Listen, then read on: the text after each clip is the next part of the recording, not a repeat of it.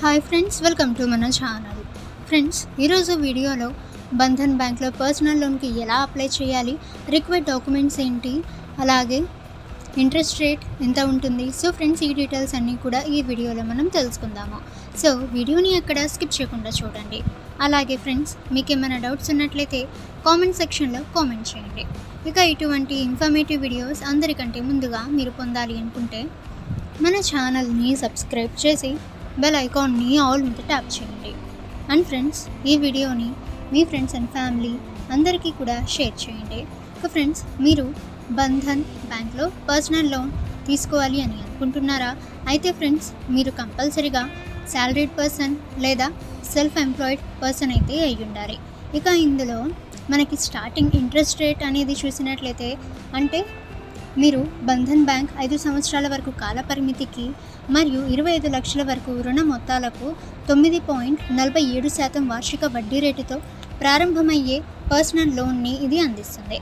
ఇక రుణ సంబంధిత డాక్యుమెంటేషన్ సమర్పించిన 2 వర్కింగ్ డేస్ లోపు మీకు పర్సనల్ లోన్ అనేది ఈ బ్యాంక్ అయితే ఇస్తుందని పేర్కొనడం అయితే జరిగింది.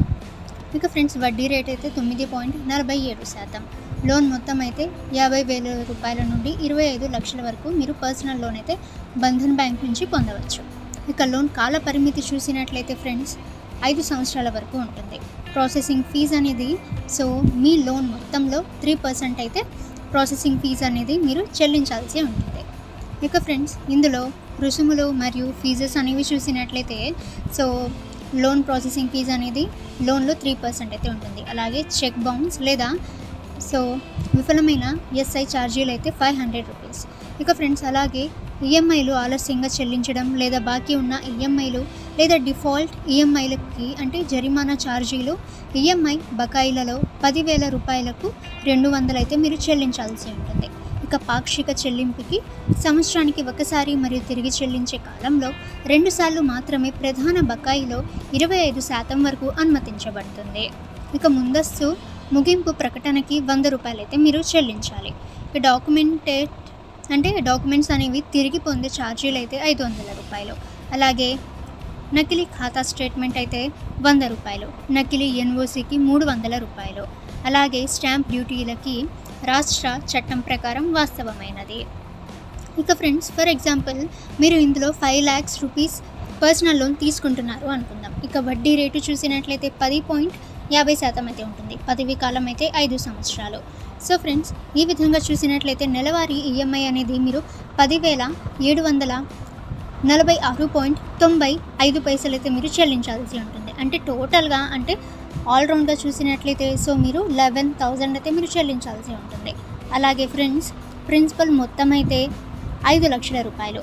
ఇక చెల్లించవలసిన మొత్తం వడ్డీ అయితే 1,44,817 రూపాయలు అయితే మీరు చెల్లించాలి. ఇక ఫ్రెండ్స్, అర్హత ప్రమాణాలు అయితే సో ఈ యొక్క లోన్కి అప్లై చేస్తున్న వ్యక్తి సెల్ఫ్ ఎంప్లాయిడ్ లేదా శాలరీడ్ పర్సన్ అయితే అయి ఉండాలి.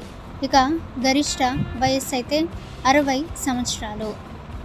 ఇక ఫ్రెండ్స్, కనీస వయస్సు అయితే 21 సంవత్సరాలు.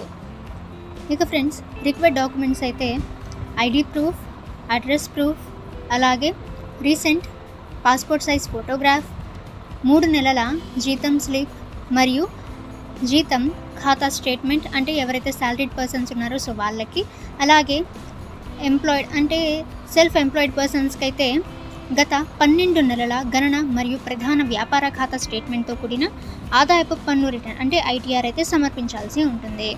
ఓకే ఫ్రెండ్స్, ఈ ఇన్ఫర్మేషన్ మీకు యూజ్ అయితే వీడియోని లైక్ చేయండి. ఇక ఫ్రెండ్స్, ఇటువంటి ఇన్ఫర్మేటివ్ వీడియోస్ అందరికంటే ముందుగా మీరు పొందాలి అనుకుంటే మన ఛానల్ని సబ్స్క్రైబ్ చేసి బెల్ ఐకాన్ని ఆల్ మీద ట్యాప్ చేయండి. అండ్ ఫ్రెండ్స్, ఈ వీడియోని మీ ఫ్రెండ్స్ అండ్ ఫ్యామిలీ అందరికీ కూడా షేర్ చేయండి.